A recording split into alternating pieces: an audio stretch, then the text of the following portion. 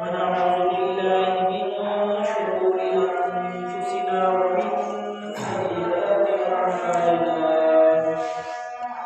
من يهده الله فلا مضل له ومن يضلل فلا هادي له ونشهد أن لا إله إلا الله وحده لا شريك له ونشهد أن سيدنا ومولانا محمدا عبده ورسوله أما بعد أعوذ بالله من الشيطان الرجيم بسم الله الرحمن الرحيم حميم والكتاب المبين إنا أنزلناه في ليلة مباركة إنا كنا منذرين صدق الله العظيم وصدق رسوله النبي الكريم ونحن على ذلك من الشاهدين والشاكرين والحمد لله رب العالمين. اللهم صل على سيدنا ومولانا محمد وعلى آل سيدنا ومولانا محمد وبارك وسلم عليه. اللہ رب العزت کا ہم پر احسان اور کرم ہوا کہ اللہ رب العزت نے ہمیں جمعۃ المبارک کا دن دے کر ہم پر انعام اور احسان کر دیا.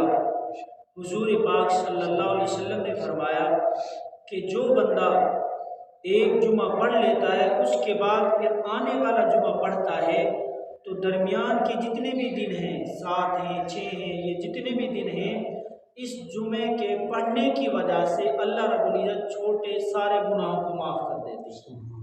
یہ اللہ رب العزت کا کتنا بڑا احسان اور کرم ہے ہم پر.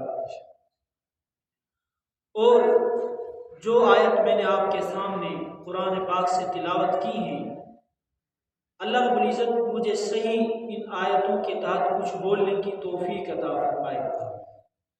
آپ حضرات کو علم ہے کہ یہ جو مہینہ چل رہا ہے یہ شعبان کا مہینہ ہے. آپ صلی اللہ علیہ وسلم نے فرمایا الرجب شہری والشعبان شہر اللہ والرمضان شہر امتی. رجب جو ہے وہ میرا مہینہ ہے، شعبان جو ہے وہ اللہ کا مہینہ ہے، اور رمضان جو ہے وہ میری امت کا مہینہ ہے.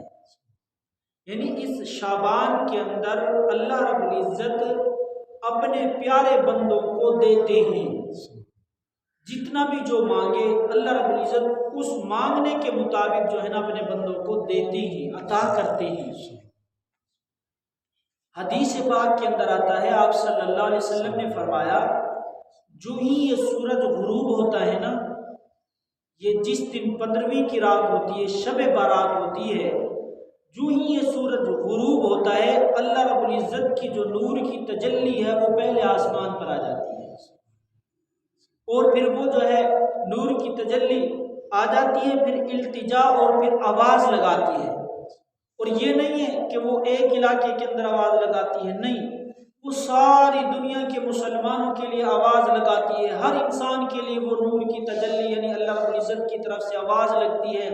اور وہ آواز کیا ہوتی ہے کوئی بخشش طلب کرنے والا آج اللہ اس کی بخشش کر دے، ہے کوئی رزق طلب کرنے والا اللہ رب العزت اس کو رزق عطا کر دے، ہے کوئی بیماری کے اندر صحت مانگنے والا اللہ رب العزت اس کو صحت عطا کر دے، ہے کوئی رزق کے اندر برکتیں مانگنے والا اللہ رب العزت رزق کے اندر برکتیں عطا کر دے، ہے کوئی کھیتی باڑی کے اندر رزق مانگنے والا اللہ رب العزت کھیتی باڑی کے اندر جو ہے نا برکتیں عطا کر دے.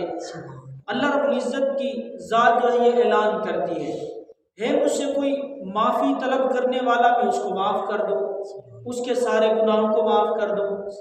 یہ اللہ رب العزت کی ذات جو ہے وہ اعلان کرتی ہے. اور یہ صرف آپ صلی اللہ علیہ وسلم کی امت کے لیے یہ خصوصی انعامات ہیں کہ آپ صلی اللہ علیہ وسلم کی امت کے لیے اللہ رب العزت نے اس قسم کی راتیں عطا کی.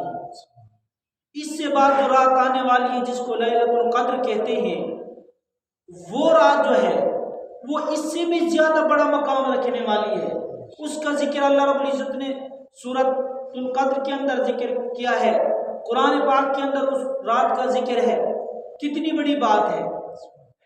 اللہ رب العزت نے ہمیں یہ راتیں عطا کر کر، یہ دن عطا کر کر، یہ جمعے کا دن ہے، جس طرح سوموار کا دن ہوتا ہے، جس طرح جمعرات کا دن ہوتا ہے، یہ دن ہیں تو سارے اللہ کے دن، لیکن یہ دن مخصوص ہیں. ان کے اندر اللہ رب العزت جلدی سنتے ہیں. جس طرح آگے ماہ رمضان کا مہینہ آنے والا ہے، اب اس ماہ رمضان کے اندر اللہ رب العزت اپنے بندوں کے لیے جو ہے نا وہ خزانہ کھول دیں گے. وہ جتنا بھی کوئی بندہ نیک عمل کرے گا، اللہ رب العزت اس خزانے کے اندر اس نیک عمل کو جمع کر کے رکھ دیں گے. علماء کرام فرماتے ہیں کہ بعض اجر اور ثواب اللہ رب العزت دنیا کے اندر ہی دے دیتے ہیں. مثلا بیماری آنی ہوتی ہے وہ ختم ہو جاتی ہے، وہ نہیں آتی. جس طرح حدیث پاک کے اندر آتا ہے صدقہ جو ہے مصیبت کو ٹال دیتا ہے. اور بعض دفعہ اللہ رب العزت اس نیک عمل کو، اس نیک اجر کو، اس ثواب کو آخرت کے لیے جو ہے نا جمع کر کے ہمارے لیے رکھ دیتے ہیں. جب آخرت کے اندر ہم جائیں گے جس دن کوئی نہ ہوگا، افراتفری کا عالم ہوگا، ایک دوسرے کا کوئی نہیں بنے گا، باپ بیٹے کا نہیں ہوگا، بیٹا باپ کا نہیں ہوگا، ماں بیٹے کی نہیں ہوگی، بیٹی ماں کی نہیں ہوگی، رشتہ دار کا نہیں ہوگا. اس دن اللہ رب العزت اس اجر اور ثواب کو ہمیں عطا کریں گے جو آج ہم کر کے چلے جائیں گے، جو آج ہم کر کے چلے جائیں گے.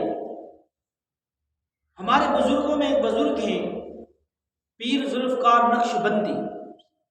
وہ اپنی کتاب کے اندر لکھتے ہیں کہ اللہ رب العزت اپنے فرشتوں میں سے ایک جماعت بناتا ہے، اپنی فرشتوں میں سے کچھ فرشتوں کو لیتا ہے اور ان کی ایک جماعت بناتا ہے، اور ایک جماعت بنا کر اس ایک جماعت کی اللہ رب العزت پھر 3 جماعتیں بناتے ہیں. کتنی جماعتیں؟ 3 جماعتیں بن جاتی ہیں. جب وہ 3 جماعتیں بن جاتی ہیں تو اللہ رب العزت ان فرشتوں کو دنیا کے اندر بھیج دیتے ہیں. ایک جماعت ان لوگوں کی طرف آتی ہے جو اللہ کے ولی ہیں، نیکوکار ہیں، تہجد گزار ہیں، جو نماز کے پابند ہیں. ان کی طرف وہ جماعت آتی ہے، اور وہ کس وقت آتی ہے؟ وہ تہجد کے وقت آتی ہے. تہجد کے وقت وہ زمین پر اترتی ہے اور ان بندوں کو پر مارتی ہے. جب وہ فرشتوں کی جماعت ان کو پر مارتی ہے تو اس پر کے ذریعے سے وہ اٹھ جاتے ہیں. پھر وہ کیا کرتے ہیں؟ وضو کرتے ہیں اور پھر جو ہے نا وہ نماز پڑھتے ہیں، تہجد کی نماز پڑھتے ہیں.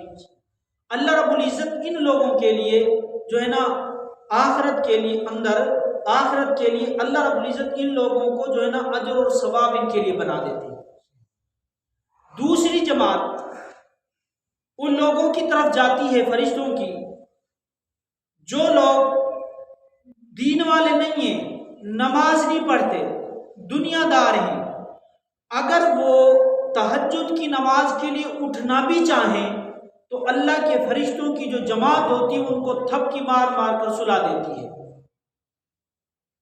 کیونکہ اللہ رب العزت نے جو یہ دنیا بنائی ہے، یہ دنیا صرف دن کے لیے بنائی ہے.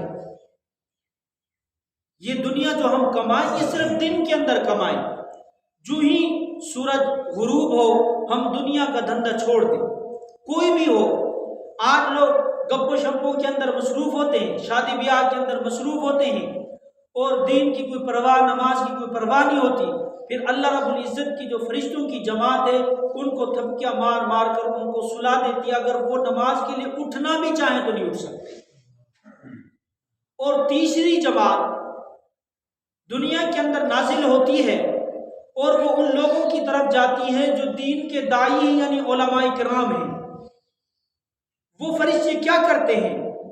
فرمایا اگر وہ عالم مثلا دائیں طرف کروٹ پر لیٹا ہوا ہے، سویا ہوا ہے، تو وہ فرشتے اس کو بائیں کروٹ لٹا دیتے ہیں.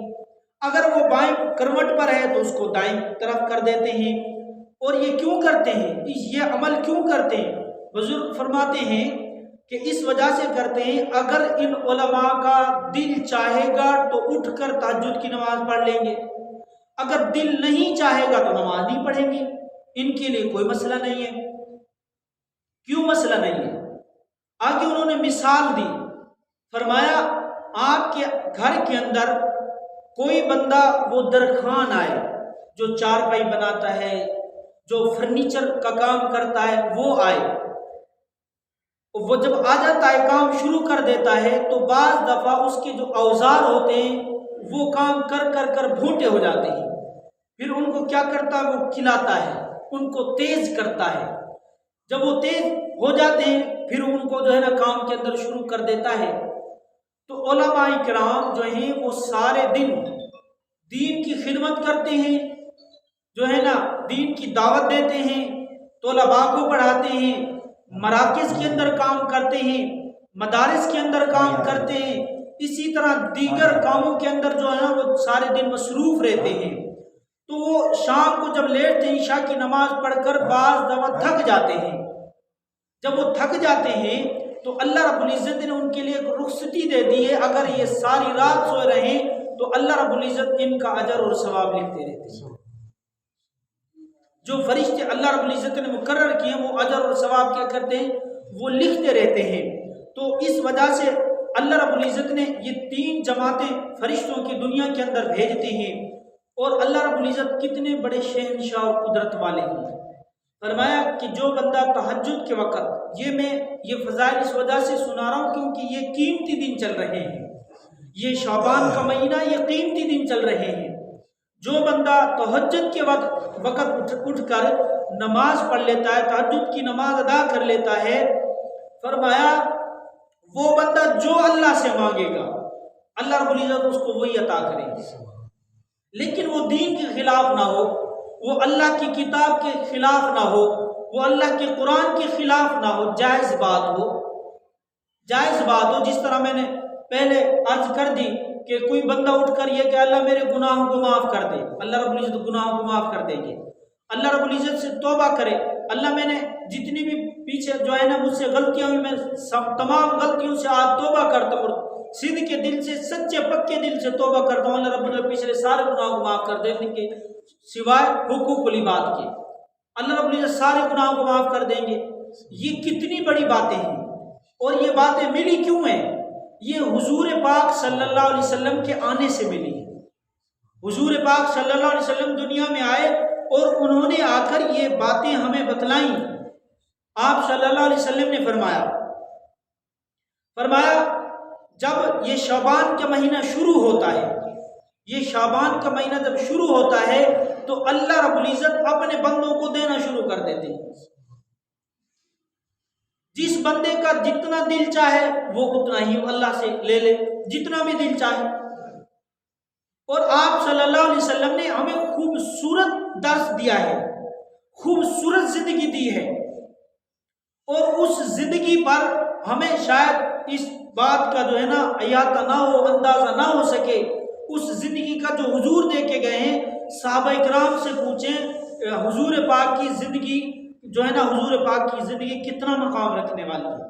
آپ صلی اللہ علیہ وسلم کی ایک ایک ادا پر صحابہ کرام مرنے کے لیے تیار ہو جاتے تھے۔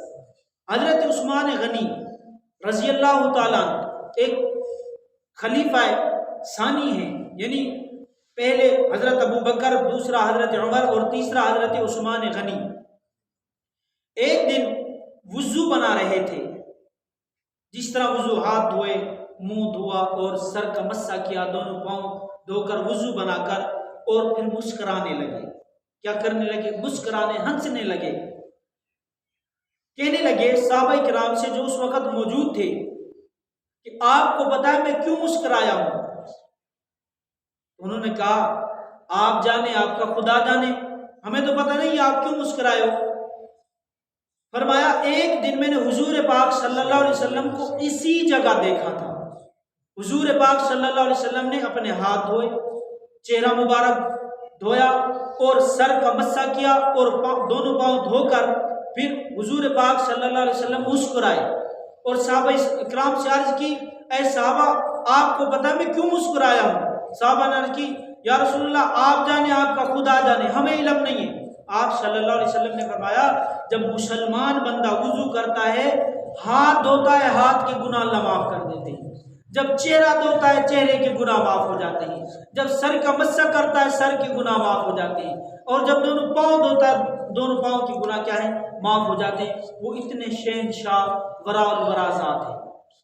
اور فرمایا حضرت عثمان نے جب یہ بات بتلا کر حضور پاک صلی اللہ علیہ وسلم مسکرا دیے تو میں بھی اسی وجہ سے مسکرایا ہوں تاکہ حضور پاک صلی اللہ علیہ وسلم کی وہ جو مسکرانے والی سنت ہے وہ زندہ ہو جائے۔ اب چھوٹی سی ایک دیکھا جائے چھوٹی سی سنت ہے، اور لیکن حضرت عثمان غنی سے پوچھے اس چھوٹی سی سنت کی قدر کتنی ہے۔ آج ہم مسلمانوں کے دلوں کے اندر آپ صلی اللہ علیہ وسلم کی جتنی بھی سنتیں ان سنتوں کی قدر نہیں ہے۔ آپ صلی اللہ علیہ وسلم کی یہ سنتیں ہیں، گھر کے اندر کس طرح داخل ہونا ہے، مسجد کے اندر کس طرح داخل ہونا ہے، یہ سنتیں ہیں۔ بڑے سے کس طرح بولنا ہے، چھوٹے سے کس طرح بولنا ہے، علماء کرام سے کس طرح بولنا ہے، یہ سنتیں آپ صلی اللہ علیہ وسلم نے کر کے دکھایا ہے۔ آپ صلی اللہ علیہ وسلم نے کر کے، حضرت فاطمہ الزہرا جب آپ صلی اللہ علیہ وسلم کے گھر آتی آپ صلی اللہ علیہ وسلم کھڑے ہو جاتے۔ صحابہ کرام نے ایک مرتبہ پوچھ لیا یا رسول اللہ آپ کھڑے کیوں ہوتے ہو؟ فرمایا یہ میری بیٹی ہے، میرا جگر کا ٹکڑا ہے، اس وجہ سے میں کھڑا ہو جاتا ہوں۔ آج ہم میں سے اس طرح کوئی کرتا ہے؟ اگر کرتا بھی ہوگا تو وہ شاید دکھلاوے کے لیے کرتا ہوگا۔ تو اللہ رب العزت ہم تمام مسلمانوں کو ان سنتوں کے مطابق زندگی گزارنے کی توفیق عطا فرمائے۔ فرمایا آپ صلی اللہ علیہ وسلم نے قدم قدم پر جو ہے ہمیں درس دیا ہے، اور ان سنتوں سے اس درس سے ہمیں کیا ملے گا؟ دنیا کے اندر خوبصورت زندگی بنے گی، آخرت میں اللہ رب العزت جنت الفردوس میں جگہ عطا فرمائیں گے۔ حضرت عبداللہ بن مسعود رضی اللہ تعالیٰ نے ایک صحابی ہیں، یہ بخاری شریف کی حدیث ہے۔ فرمایا حضرت عبداللہ بن مسعود رضی اللہ تعالیٰ عنہ نے آخرت والے دن حضور پاک صلی اللہ علیہ وسلم نے فرمایا کہ جب ادنا جنتی کو جہنم سے نکالا جائے گا نا، اس کی کیا صورتحال ہوگی، اس کی کیا صورتحال ہوگی؟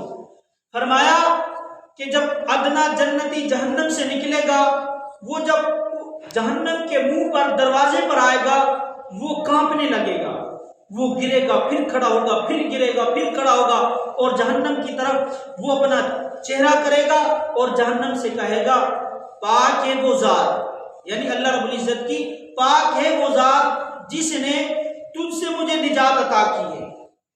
یعنی اب وہ جہنم سے نکل رہا ہے نا، وہ جہنم سے کہہ رہا ہے وہ ذات پاک ہے جس نے مجھے تجھ سے جہنم سے نجات عطا کی ہے۔ تو وہ پھر اللہ رب العزت کی طرف التجا کرے گا، متوجہ ہوگا، اللہ سے کہے گا اے اللہ جہنم کے منہ تک تو اب میں آ گیا، جہنم کے منہ تک تو اب آ گیا، اب آگے بھی مجھے پہنچا۔ تو حدیث کے اندر آتا ہے کہ اچانک وہاں ایک درخت تیار ہو جائے گا، اور وہ ادنا جنتی کہے گا اے اللہ اس درخت کے سائے کے نیچے مجھے پہنچا دے، اس درخت کے سائے کے نیچے مجھے پہنچا دے۔ آخرت کا دن تو پھر آپ سنتے رہے تو آخرت کا دن ہے، وہ دن تو اللہ رب العزت ہم تمام مسلمانوں کو اللہ اپنا عرش کا سایہ نصیب فرمائے، وہ بہت بڑا سخت دن ہے۔ وہ اس درخت کے نیچے آ جائے گا اور اللہ رب العزت اس سے ایک وعدہ کریں گے، اور وہ وعدہ یہ ہوگا کہ اس درخت کے سائے کے نیچے آ کر دوبارہ مجھ سے کوئی سوال نہیں کرنا۔ جب وہ سائے کے نیچے آ جائے گا اچانک کچھ فاصلے پر ایک اور درخت نکلے گا، اور وہ اس درخت سے زیادہ خوبصورت ہوگا۔ پھر وہ بندہ کیا کہے گا اے اللہ مجھے اس درخت کے سائے تلے پہنچا دے۔ اللہ رب العزت فرمائیں گے کہ تیرا تو وعدہ ہے، تو کس طرح جاتا ہے؟ وہ کہے گا یا اللہ آپ تو رحیم ہیں، اللہ آپ تو کریم ہیں۔ تو اللہ رب العزت اس کو وہاں سے اٹھا کر اس درخت کے سائے تلے پہنچا دیں گے۔ پھر اللہ رب العزت ایک اس سے آگے ایک اور درخت پیدا کریں گے، وہ درخت ان دونوں درختوں سے بہتر ہوگا، افضل ہوگا، اس کا سایہ بہت خوبصورت ہوگا۔ پھر وہ بندہ اللہ رب العزت سے کہے گا اے اللہ مجھے اب اس درخت کے سائے تلے پہنچا دے۔ اللہ رب العزت فرمائیں گے کہ تیرا تو وعدہ ہے، تو کس طرح وعدہ کرتا ہے؟ تو وہ بندہ کہے گا اللہ آپ تو غفور رحیم ہو، آپ کریم اللہ ہو، آپ رحیم اللہ ہو، آپ بادشاہ اللہ ہو۔ وہ اللہ رب العزت کی تعریفیں کرے گا۔ کیا کرے گا؟ تعریف کرے گا، اور یہ تعریف اسی کی زبان پر آئے گی جو بندہ دنیا کے اندر اللہ رب العزت کو یاد کرتا ہوگا۔ اللہ رب العزت کی تعریف دنیا کے اندر کرتا ہوگا، اسی کی زبان پر یہ تعریف آئے گی۔ اللہ رب العزت کتنے بڑے شہنشاہ اور قدرت والے ہیں۔ اللہ رب العزت کے خزانے کے اندر کسی چیز کی کمی نہیں ہے۔ اللہ رب العزت کا خزانہ اتنا وسیع خزانہ ہے، اگر ساری دنیا کے لوگوں کو اٹھا کر جنت میں ڈال دیں پھر بھی جنت چوڑی ہے، لمبی ہے، پھر بھی وہ نہیں بھرے گی۔ اگر ساری دنیا کے لوگوں کو اٹھا کر جہنم میں ڈال دیں پھر بھی جہنم نہیں بھرے گی۔ اللہ رب العزت شہنشاہ ہیں، اللہ رب العزت قدرت والی، اللہ رب العزت جو ہے نا ساری دنیا کے لوگوں کو امیر کر دے۔ اللہ کے خزانے کے اندر ذرہ برابر بھی کمی نہیں آتی۔ اللہ رب العزت نے کسی کو غریب بنایا، کسی کو یتیم بنایا، کسی کو امیر بنایا، کسی کو محتاج بنایا، کسی کو تندرست بنا دیا، کسی کو طاقتور بنا دیا، کسی کو خوبصورت بنا دیا، کسی کو کالے رنگ والا بنا دیا۔ اس کے اندر ہم یہ نہ سوچیں کہ یہ ہمارے اندر عیب ہے، نہیں، یہ اللہ کی حکمتیں ہیں۔ اللہ جس کو دینا چاہے۔ وہ ایک واقعہ میں نے پڑھا، ایک عورت تھی اور اس کا خامند تھا، خامند کالے رنگ کا تھا، عورت خوبصورت تھی۔ ایک دن اس کا خامند گھر آیا اور اس نے آ کر کہہ دیا اپنے گھر والے سے ہم دونوں جنتی ہیں، ہم دونوں کیا ہیں؟ جنتی ہیں۔ اس کا خامند کہنے لگا آپ عجیب دعویٰ کرتی ہو ہم دونوں جنتی ہیں، ہم کس طرح جنتی ہیں؟ دنیا کے اندر کوئی بندہ دعویٰ ہی نہیں کر سکتا میں جنتی ہوں۔ ہو سکتا ہے ہم جو عمل کرتے ہیں، نیک اعمال کرتے ہیں، اللہ قبول کرے نہ کرے، ہو سکتا ہے ہم جتنے بھی گناہ کر لیں اور ایک عمل اللہ رب العزت ہم سے ایسا کروا دے ہم سیدھے جنت میں چلے جائیں، یہ بھی ہو سکتا ہے۔ وہ شہنشاہ ہے، اس سے کون ہے پوچھنے والا؟ تو اس نے دعویٰ کر دیا۔ اس کے گھر والے نے کہا آپ تو دعویٰ کرتی ہو کہ ہم دونوں جنتی، ہم کس طرح جنتی ہیں؟ اس نے کہا کہ میرا یہ یقین ہے کہ جو بات حضور پاک صلی اللہ علیہ وسلم نے فرمائی وہ سچی اور پکی ہے، وہ سچی اور پکی ہے۔ حضور پاک نے فرمایا جو بندہ شکر کرتا ہے وہ بھی جنتی ہے، اور جو بندہ صبر کرتا ہے وہ بھی جنتی ہے۔ تو کالا ہے میں اس بات پر صبر کرتی ہوں، میں خوبصورت ہوں تو اس بات پر شکر ادا کرتا ہے، ہم دونوں جنتی ہیں۔ ہم کیا ہیں؟ تو اللہ رب العزت کی حکمتیں ہیں ہر کام کے اندر۔ اب ہماری طاقت نہیں ہے، یہ پانی جو ہے ہم اس کو اوپر نہیں پہنچا سکتے، اس چھت تک ہم جو مسجد کی چھت ہم اس پانی کو نہیں پہنچا سکتے۔ ہم کوئی پیپ گاڑی کے درمیان میں کسی گلاس وغیرہ سے اوپر پانی پھینکیں گے اس وقت پہنچے گا نا پانی، کوئی ہیلا وسیلہ کریں گے اس وقت تک پانی پہنچے گا، اسی طرح پہنچے گا نا پانی۔ لیکن گنے کو دیکھیں 8 فٹ اس گنا ہے اور ہم پانی کا اوپر لگاتے ہیں نیچے لگاتے ہیں؟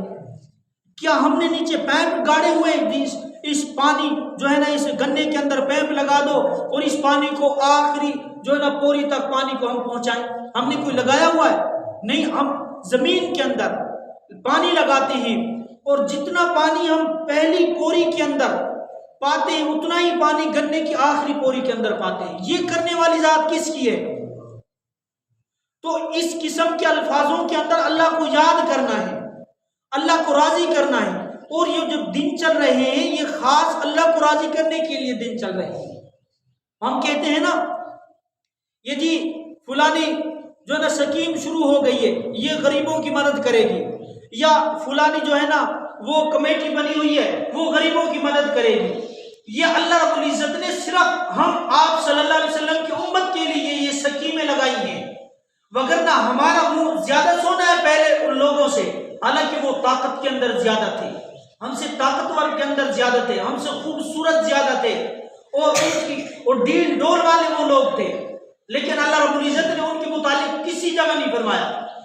اور ان لوگوں کو اس قسم کی جو راتیں ان قریب آنے والی ہے، یہ راتیں ماہ رمضان کے اندر جو رات آئے گی لیلۃ القدر، یہ راتیں صرف کسی امت کے لیے اللہ رب العزت نے مخصوص کی ہیں. اور یہ کیوں کی ہیں؟ یہ میرے بندے مجھے راضی کر لیں. میں اپنے بندوں سے زیادہ محبت رکھتا ہوں. یہ میرے بندے ہیں، مجھ کو جو ہے نا راضی کر لیں. اور جو مجھے راضی کر کر دنیا سے جائے گا، اللہ رب العزت فرماتے ہیں جو مجھے راضی کر کر میرے پاس آئے گا، میں اس سے حساب نہیں لوں گا، بلکہ میں اس کو حساب دوں گا. حساب دوں گا. من ذا الذی یقرض اللہ قرضا حسنا، اللہ رب العزت نے قرآن کے اندر فرمایا میں اس کو حساب دوں گا، اس کو قرض دوں گا. جس طرح حضرت ابوبکر صدیق کے متعلق آتا ہے کہ سارے صحابہ کرام سے اللہ رب العزت حساب لیں گے، لیکن حضرت ابوبکر صدیق کو حساب دیں گے. تو اگر ہم اللہ کو راضی کر کے گئے تو اللہ ہمیں حساب دیں گے. اگر ہم دنیا کے اندر رہتے ہوئے اللہ رب العزت کو راضی کر کے گئے تو ہم اللہ رب العزت سے حساب لینے والے ہیں. اور اس حساب کے بدلے میں کیا ملے گا؟ آپ صلی اللہ علیہ وسلم کے ہم ہمسائے بنیں گے، اللہ رب العزت کا دیدار ہوگا.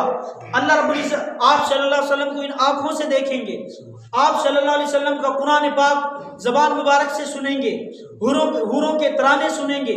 تو یہ بندہ جب تیسرے درخت کے نیچے پہنچ جائے گا تو پھر اس درخت کے نیچے پہنچ کر یہ جنتی لوگوں کی آواز سنے گا. جنتی لوگوں کی کیا کرے گا؟ آواز سنے گا. جب آواز سنے گا تو یہ دل کے اندر کہے گا یار میں نے اللہ سے وعدہ بھی کیا ہوا ہے، اب میں اللہ سے سوال بھی نہیں کر سکتا. ادھر سے خوبصورت آواز آ رہی ہیں، جو ہے نا قرآن کی آواز آ رہی ہے، حوروں کی نغموں کی آواز آ رہی ہے، اب میں کس طرح اللہ سے کہوں؟ یہ دل کے اندر سوچے گا. انتہا یہ ہوگی، یہ بندہ آخر کار اللہ رب العزت سے کہہ دے گا اے اللہ یہ خوبصورت آواز آ رہی ہے، آپ کریم اللہ ہیں، آپ رحیم اللہ ہیں، مجھے ان لوگوں میں شامل کر دو. اللہ رب العزت فرمائیں گے کیا تو نے مجھ سے وعدہ نہیں کیا ہوا؟ پھر اللہ رب العزت تھوڑی دیر کے لیے، حضرت عبداللہ بن مسعود کہتے ہیں آپ صلی اللہ علیہ وسلم نے فرمایا اللہ رب العزت تھوڑی دیر کے لیے پھر خاموش ہو جائیں گے. وگرنہ اللہ رب العزت کے لیے کوئی خاموشی کی ضرورت نہیں ہے، صرف اپنے بندوں کو بتلانے کے لیے خاموش ہو جائیں گے. خاموش ہو کر سوچیں گے اللہ رب العزت، آپ صلی اللہ علیہ وسلم نے فرمایا اللہ رب العزت سوچیں گے کب یہ بندہ جو بار بار سوال کرتا ہے ایسا کام کروں اس کو سوال کرنے کا موقع ہی نہ ملے. اللہ رب العزت اس کو اٹھا کر جنت میں داخل کر دیں گے اور وہ پھر راضی اور خوش ہو جائے گا. اللہ رب العزت پھر اس سے خود پوچھیں گے اے بندے تو مجھ سے راضی ہو گیا؟ وہ بندہ کہے اے اللہ میں آپ سے اب راضی ہو گیا، اب کبھی بھی سوال نہیں کروں گا. حضرت عبداللہ بن مسعود رضی اللہ تعالیٰ عنہ نے جب یہ حدیث سنائی اور یہاں تک پہنچے، حضرت عبداللہ بن مسعود رضی اللہ تعالیٰ عنہ مسکرا پڑے. تو پھر صحابہ کرام سے کہنے لگے آپ کو پتہ ہے میں کیوں مسکرایا ہوں؟ جی آپ جانے، آپ کا خدا جانے. حضرت عبداللہ بن مسعود کہتے ہیں جب حضور پاک صلی اللہ علیہ وسلم نے اس ادنا جنتی کا جب ہمیں واقعہ سنایا اور حضور پاک سنا کر اس نتیجے پر پہنچے تو حضور پاک بھی مسکرائے تھے. میرا دل یہ چاہتا ہے کہ یہ سنت مسکرانے کی آدھ میں بھی ادا کر دوں. تو ہم سارے آپ صلی اللہ علیہ وسلم کی امتی ہیں، ہم سنتوں کو زندہ کرنے والے ہیں. تو سارے ساتھی آج اللہ رب العزت سے جو ہے نا اللہ کے گھر کے اندر بیٹھ کر اپنے پچھلے جتنے بھی گناہ ہوئے چھوٹے بڑے جتنے بھی ہوئے، آج پکی ٹھکی اللہ رب العزت سے توبہ کریں. آخر جو اگلا ماہ رمضان والا مہینہ جو آنے والا ہے وہ ہمارے لیے کیا بن جائے گا؟ خزانہ بن جائے گا. وہ ہمارے لیے جمع کرنے کا خزانہ بن جائے گا. ہم اللہ رب العزت سے اس مہینے کے اندر جو ہے نا لینے والے، ہم اپنا ثواب اجر اور اللہ رب العزت کے خزانے کے اندر جمع کرنے والے ہو جائیں گے. تو سب حضرات جو ہے نا ایک مرتبہ کہہ دیں صدق کے دل سے اے اللہ میری توبہ، اے اللہ میری توبہ.